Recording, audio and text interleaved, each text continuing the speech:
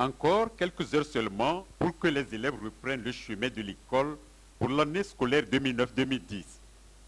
Le ministre en charge des enseignements primaires, secondaires et de l'alphabétisation a dans son message exprimé sa compassion aux sinistrés. L'année scolaire 2009-2010 démarre ce lundi 21 septembre 2009 sur toute l'étendue du territoire pour tous les établissements du préscolaire, du primaire, du secondaire général et du secondaire technique et professionnel après 2 mois de vacances. Certes, cette année n'est pas exempte d'inondations. Certains compatriotes souffrent encore des conséquences de ces inondations. Je voudrais ici leur présenter toute la compassion du gouvernement. Le ministre Larry Sankarja a évoqué le bilan positif de l'année écoulée, puis appelé le monde éducatif à plus d'efforts. Les résultats enregistrés aux différents examens sont très satisfaisants puisqu'ils ont connu une augmentation significative par rapport à 2008, surtout dans l'enseignement général. Ceux-ci se présentent comme suit. Au CEPD, 82% contre 73% en 2008, soit une augmentation de 9%.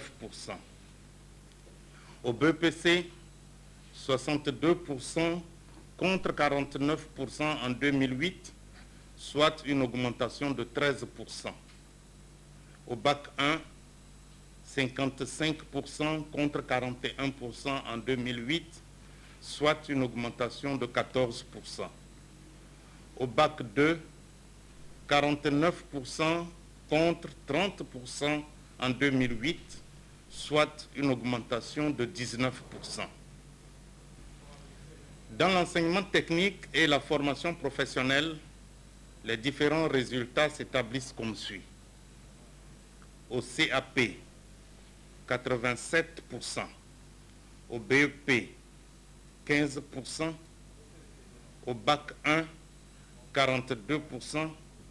Au Bac 2, 50%. Et au BTS, 47%. Déjà pour l'année scolaire 2008-2009, le président de la République avait instauré la gratuité des frais de scolarité dans les préscolaires et primaires. Une décision qui reste maintenue pour cette année et les années à venir. Un soulagement pour les parents, surtout ceux en difficulté. L'objectif de cette mesure est non seulement de soulager les ménages du poids que représentent pour eux les dépenses de scolarisation de leurs enfants, mais aussi d'accélérer la progression vers la scolarisation primaire universelle en permettant à tous les enfants togolais qui n'ont pas accès à l'école ou qui sont à la limite du décrochage, enfants vulnérables issus de familles pauvres ou démunies, enfants de la rue, enfants orphelins, etc., d'avoir eux aussi accès à une éducation pour tous de qualité. Comme on devait s'y attendre, cette mesure s'est traduite par une augmentation importante des effectifs en première section de la maternelle et au CP1 par rapport à 2007-2008. Celle-ci se présente comme suit. Au préscolaire, 54%. Au primaire, 12%, avec un très fort accroissement de l'ordre de 27% au CP1. Un plan sectoriel pour l'éducation a également été défini et pour cause atteindre les objectifs du millénaire pour le développement.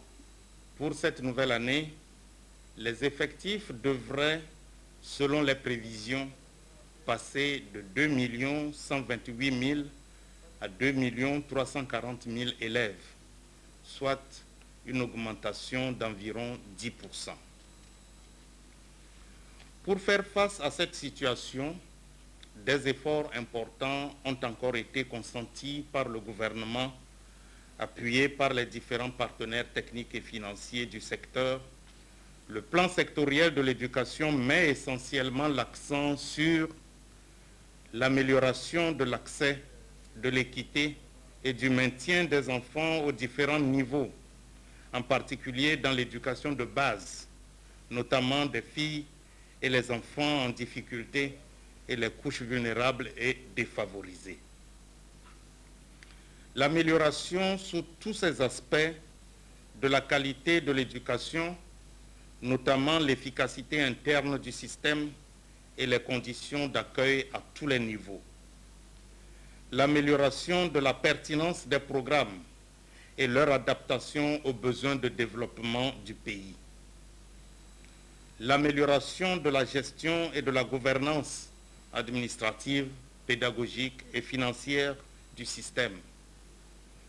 Le développement et la promotion d'un partenariat efficace.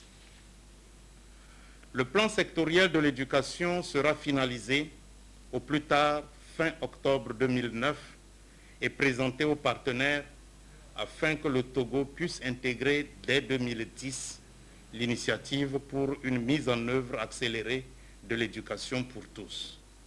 L'occasion pour les autorités togolaises d'exprimer leur gratitude aux associations des parents d'élèves et syndicats d'enseignants pour leur contribution à l'instauration d'une nouvelle dynamique partenariale et aux institutions, entre autres la Banque mondiale, l'Union européenne, l'Agence française de développement, l'UNICEF et l'UNFPA pour leur constant appui à l'éducation au Togo.